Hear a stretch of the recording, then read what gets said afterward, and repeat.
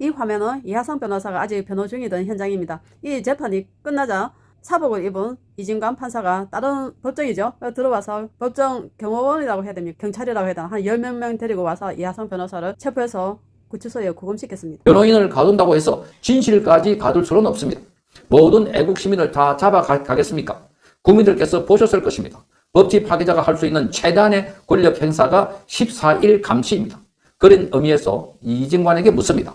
자, 뭐가 두려워서 혼자 못 들어오고 10명도 넘는 법정 경위들을 앞세워서 들어왔습니까? 김용현 전 국방부 장관의 변호를 맡았던 이하상 변호사가 지금 이진관에 의해서 감치가 되어 있습니다. 자, 이하상 변호사는 지금 감치와 관련해서 단식 투쟁을 벌인다고 했습니다. 단식 투쟁. 자, 14일 동안, 지난번에 하루 동안 감시되어 있었고, 이제 14일 동안 단식으로 불법 감시에 대해서 항의하겠다라고 밝혔고, 자, 이하상 변호사를 오늘 면회하고 온 김지미 변호사도 관련된 입장문을 발표했습니다. 먼저 이하상 변호사의 입장문부터 여러분께 소개를 해드리겠습니다. 자, 변호인을 가둔다고 해서 불법 기소, 공소 기각 주장이 갇히지 않습니다. 불법 기소하고 공소 기각 이 주장이 갇히지 않는다는 겁니다. 자, 적들이 두려워하고 있습니다. 내란 프레임이 무너지고 있기 때문입니다.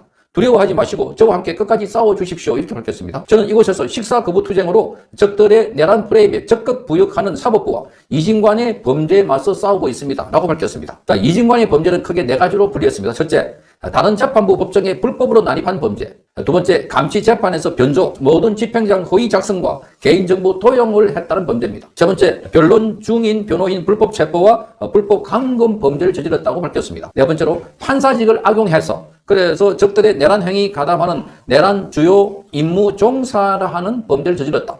자, 그래서 적들의 내란 행위 가담하는 내란 주요 종사자의 범죄를 저지르고 있다. 이렇게 밝혔습니다. 자, 본인이 서울구치소에 와보니까 대한민국 교정의 수준을 알게 됐다. 이렇게 말했습니다. 직접 본인이 체험했으니까, 지금 이하성 변호사가 체험했으니까 다음은 이재명과 이진관 차례입니다. 이렇게 밝혔습니다. 우리는 반드시 이깁니다. 라고 해서 입장문을 밝혔습니다. 자, 이와 함께 오늘 이진관 변호사를 면회하고 온 김지미 변호사가 보고문 형식으로 입장문을 밝혔습니다. 2월 3일입니다. 2월 3일 4시경에 대한민국 법정에서 일어난 난장판에 대해서 먼저 보고를 드리겠다 이렇게 말했습니다. 자, 2월 3일 10시 30분 서울중앙지방법원 358호 법정에서 김용현 장관님에 대한 위계 공무집행 방해 재판이 있었습니다. 자, 조은석 특검이 하는 일이라고는 기본적 동일성이 인정되는 사실관계를 쪼개고 나눠서 이중 기소했다고 합니다. 자, 똑같은 내용인데 그걸 나눠가지고 이중 기소했다는 겁니다. 장담하지만 국민들이 혈세로 받는 실탄이 떨어질 때까지 이 짓을 할 것이다 이렇게 말하고 있습니다. 자, 본인들이 한 짓의 응분의 대가를 반드시 받기를 바란다 라고 밝혔습니다. 그리고 두 번째는 이진관은 사복 차림으로 김용현 전 장관님의 재판이 종료된 직후에 법정 경위 15명을 대동해서 본인이 소송 지휘하는 법정도 아닌 법정에 들어와서 문을 걸어 잠그고 불법 감치 명령을 집행했다고 밝혔습니다.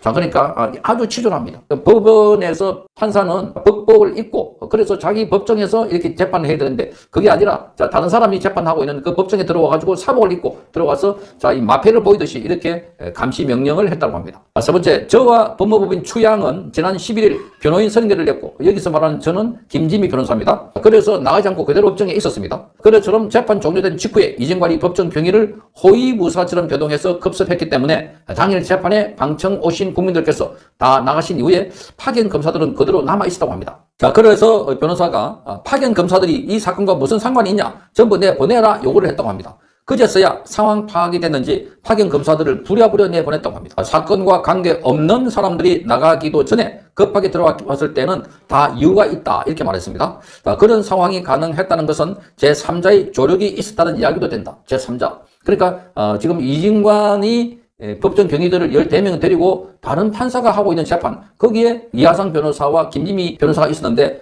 거기에 와서 감시 명령을 집행했을 때는 자, 그런 건 자, 다른 사람의 조력이 있었다 이렇게 말하고 있는 대목입니다. 자, 그래서 지금 이렇게 말합니다. 퇴정하시기 전에 전달할 사항이나 필요한 것이 있는지 확인하기 위해서 다 나가려고 했는데 그 앞에 자, 큰 법정 경위가 가로막았다고 합니다. 그러니까 지금 여기에 김지미 변호사가 다른 사람들 다 나가라 이렇게 말하니까 법정 경위가 가로막았다는 겁니다. 법정 경위가 무슨 자격으로 변호인의 앞을 가로막습니까? 하고 묻습니다. 기본적인 법률 지식이 없으면 공무원을 하지 마십시오 이렇게 말했습니다. 자, 이진관은 물론이고 그자의 불법 행위에 부역한 법정 경위들에 대해서도 반드시 책임을 물을 거라고 밝혔습니다. 자, 6번째, 변호인의 변론권 침해는 당연히 의뢰인의 이후 재판에 영향을 미치게 됩니다. 여기서 말하는 의뢰인은 김용현 장관 이후 재판에 영향을 미친다는 겁니다. 위계 공무집행방해 사건과 일반 이적 재판 모두 검토할 기록과 쓸 서면이 산더미처럼 많다고 합니다.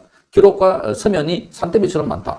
당장 정의신문을 위한 재판 기일이 러시인데 자, 대비하고 의논할 어떤 여유도 주지 않고 이런 식으로 변호인을 가두는 것은 곧 김용현 장관과 윤석열 대통령에 대한 공격행위라고 밝혔습니다. 자, 그런 점에서 윤석열 대통령님과 김용현 장관님을 지지하는 분들은 이번 사안에 대해서 크게 분노하셔야 됩니다라는 입장을 밝혔습니다. 자, 그래서 7번째, 법치 파괴라고 그래서 부른다고 말합니다. 이러한 법치 파괴 행위 앞에서 잠잠히 있는 것은 그에 부역하는 것이다 이렇게 밝혔습니다. 자, 이런 식의 변론권 침해와 법치 파괴 행위가 자행됐음에도 불구하고 대한변호사협회와 서울지방변호사협회는 아무런 입장을 내지 않고 있다고 합니다. 김진미 변호사가 변호사 등록을 받을 때만 해도 아니 사법시험 합격할 당시만 해도 사법부는 물론이고 협회가 이렇게 망가지진 않았습니다. 부끄러운 줄 아십시오 이렇게 말했습니다. 8번째, 이제 어디 감시 명령이 두려워서 변호사들이 법정에서 입이나 뻥긋 하겠습니까? 이렇게 말하고 있습니다. 앞으로 변호인들은 감시 이렇게 말한다고 합니다. 변호인들은 감시하지 않으신다면 한 말씀 드리고 싶습니다. 라는 말로 변론을 시작해야 될 것 같습니다. 이렇게 말했습니다. 대한민국 형사소송법은 변호인의 발언 내용에 대해서 제한을 두고 있지 않습니다. 그럼에도 불구하고 한 말씀만 드리겠습니다. 라는 말을 했다는 이유로 변호인을 가두는 행위는 북한이나 베네수엘라처럼 독재자의 칼부림으로 겨우 유지되는 인민민주주의 체제에서나 있을 법한 일이라고 말하고 있습니다. 변호인이 감시 명령을 받을 것이 두렵고 무섭고 법관의 심기를 거스르지 않기 위해서 하고 싶은 말 마음대로 하지 못한다고 한다는 것. 자, 이게 말이 되는가? 두고 보십시오. 자, 그것들 전부가 반드시 의뢰인의 불이익으로 돌아올 것입니다. 법치 파괴자 이진관의 불법 행위를 규탄하지 않는다면 앞으로 그런 일이 대한민국 법정에서 횡행하게 될 것이다. 그러니까 이진관의 이런 행위에 대해서 처벌하지 않는다면 앞으로 법정에서 이제 마음 놓고 변호인들을 뭔가 불편한 소리를 하거나 듣기 싫은 소리를 하거나 변론을 잘하거나 이럴 경우는 감시 명령 입 다물어라 하고 다물지 않을 경우는 감시한다. 이런 식입니다. 그래서 범불심용 화무 11용이라고 했습니다. 고작 스포니치도 안 되는 불법적인 권력, 그것도 품이라고 조금도 찾아볼 수 없고 조악하기 그지없는 권력자를 두려워할 필요가 전혀 없습니다. 이렇게 밝혔습니다. 변호인을 가둔다고 해서 진실까지 가둘 수는 없습니다. 모든 애국 시민을 다 잡아가겠습니까? 국민들께서 보셨을 것입니다. 법치 파괴자가 할 수 있는 최대한의 권력 행사가 14일 감시입니다. 그런 의미에서 이진관에게 묻습니다. 자, 뭐가 두려워서 혼자 못 들어오고 10명도 넘는 법정 경위들을 앞세워서 들어왔습니까?